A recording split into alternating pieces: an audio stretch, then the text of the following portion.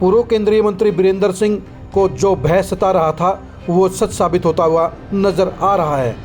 Virendra Singh BJP JJP गठबंधन के सबसे घोर विरोधी हैं, लेकिन अब नजर आ रहा है कि उनके विरोध के बावजूद बीजेपी और जेजेपी के बीच में 2024 में चुनावी गठबंधन होने के प्रबल आसार बन गए हैं। एनडीए की बैठक में जेजेपी के शामिल होने के चलते जेजेपी और बीजेपी के गठबंधन पर लगभग मोहर लग गई है, लेकिन इस गठबंधन का सबसे ज़्यादा किसी को नुकसान होगा तो वो वीरेंद्र सिंह की फैमिली होगी। पूर्व मंत्री वीरेंद्र सिंह लगातार इस बात का विरोध कर रहे हैं कि जेजेपी के साथ गठबंधन नहीं रहना चाहिए और वो बीजेपी हाईकमान बीजेपी प्रभारी के सामने भी इस मुद्दे को उठा चुके हैं। हरियाणा के प्रभारी विप्लव देव ने वीरेंद्र सिंह के सामने ये बात जरूर कही थी कि 2024 में उनकी दीदी प्रेमलता ही उचाणा से एमएलए बनेगी, लेकिन राजनीति के जानकार उसी समय समझ गए थे कि यह डिप्लोमेटिक बयान है जो सिर्फ वीरेंद्र सिंह की फैमिली को शांत रखने के लिए दिया गया था। वीरेंद्र सिंह के लिए अब बीजेपी और जेजेपी का गठबंधन होना सबसे ज़्यादा नुकसानदायक रहेगा। पहली वजह, उनके हाथ से उचाणा की सीट निकल जाएगी। अभी दुष्यंत चौटाला उचाणा से विधायक हैं। ऐसे में बीजेपी जेजेपी का गठबंधन होने पर विधानसभा की सीट दुष्यंत चौटाला के पास ही जाएगी और ऐसे में वीरेंद्र सिंह फैमिली को इस सीट से हटने को मजबूर होना पड़ेगा। दूसरी बात, हिसार लोकसभा सीट की बात भी रहेगी। हिसार लोकसभा सीट से इस समय वीरेंद्र सिंह के बेटे बृजिंदर सिंह सांसद हैं। बीजेपी जेजेपी का गठबंधन होने पर जेजेपी हिसार सीट पर भी दावा ठोकने का काम करेगी, क्योंकि हिसार सीट पर दुष्यंत चौटाला एमपी रहे हैं। इस सीट पर दुष्यंत चौटाला अपने भाई दिग्विजय चौटाला को चुनाव लड़वाने का फैसला ले सकते हैं। अगर दोनों ही मामलों में बीजेपी हाईकमान ने सहमति जता दी तो फिर वीरेंद्र सिंह का परिवार सियासी तौर पर सड़क पर आ जाएगा। उनके पास ना तो विधानसभा की सीट बचेगी और ना ही लोकसभा की सीट बचेगी। ऐसे में वीरेंद्र सिंह के लिए बीजेपी में रहना भी नामुमकिन हो जाएगा। सियासी मजबूरियों के चलते साफ नज़र आ रहा है कि 2024 के चुनाव में बीजेपी जेजेपी के साथ हरियाणा में चुनावी गठबंधन करने जा रही है। जेजेपी को अभी तक एनडीए में शामिल नहीं किया गया था, लेकिन आज दिल्ली में हो रही मीटिंग में जेजेपी को एनडीए में शामिल होने का न्योता भेजा गया है और इस बैठक में जेजेपी के राष्ट्रीय अध्यक्ष अजय सिंह चौटाला शामिल हो रहे हैं।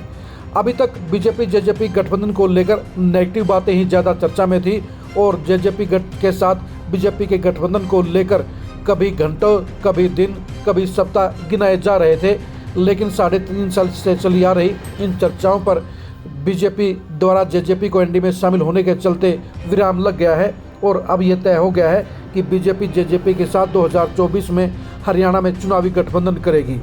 लेकिन जेजेपी के साथ बीजेपी का गठबंधन सीधे तौर पर सबसे बुरा असर वीरेंद्र सिंह की फैमिली पर पड़ने जा रहा है।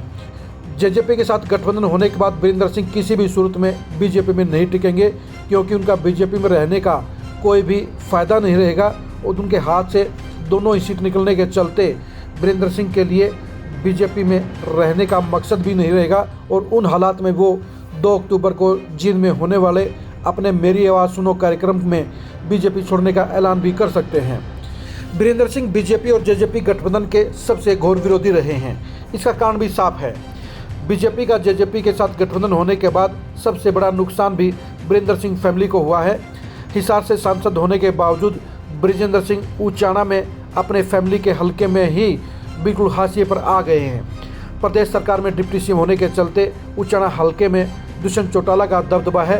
ब्यूरोक्रेसी और दूसरे सिस्टम पर दुष्यंत चौटाला की ही हुकूमत और आदेश चलते हैं। ऐसे में वीरेंद्र सिंह फैमिली उचाणा में बिल्कुल ही जीरो की सियासत पर आ गई है। 2024 में बीजेपी के साथ जेजेपी का गठबंधन होने के बाद वीरेंद्र सिंह फैमिली के लिए वहां से चुनाव लड़ने का दरवाज़ा बंद हो जाएगा।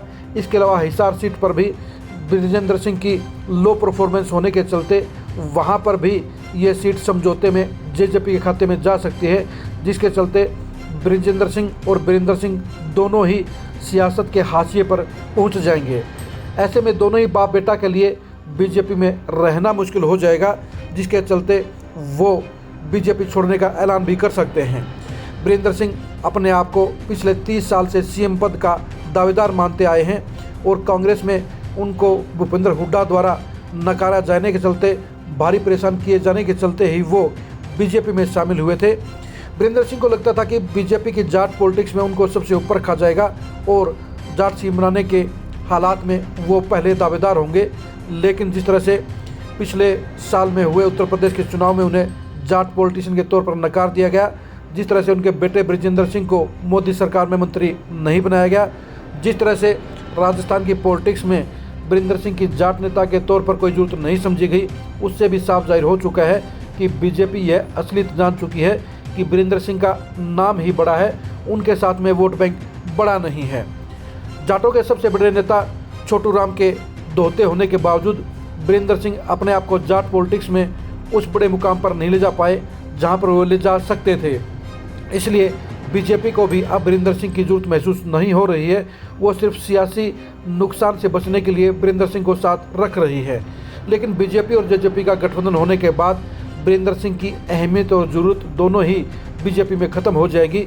वीरेंद्र सिंह फैमिली का विधानसभा और लोकसभा हल्का दोनों ही उनके हाथों से छीने जाने के चलते वो भी बीजेपी में रहना गवारा नहीं करेंगे।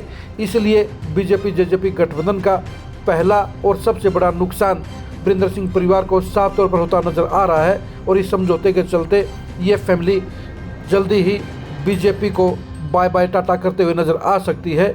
अक्टूबर का कार्यक्रम उनका बीजेपी में अंतिम कार्यक्रम भी साबित हो सकता है।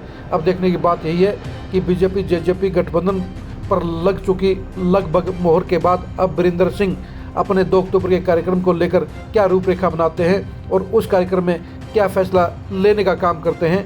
बीजेपी जेजेपी गठबंधन के बीच में वीरेंद्र सिंह फैमिली की सियासत को गहराई से जानने के लिए आप खरी खरी न्यूज़ के साथ लगातार जुड़े रहिए। आप हमारे फेसबुक पेज को लाइक कीजिए और यूट्यूब चैनल को सब्सक्राइब कीजिए। नमस्कार।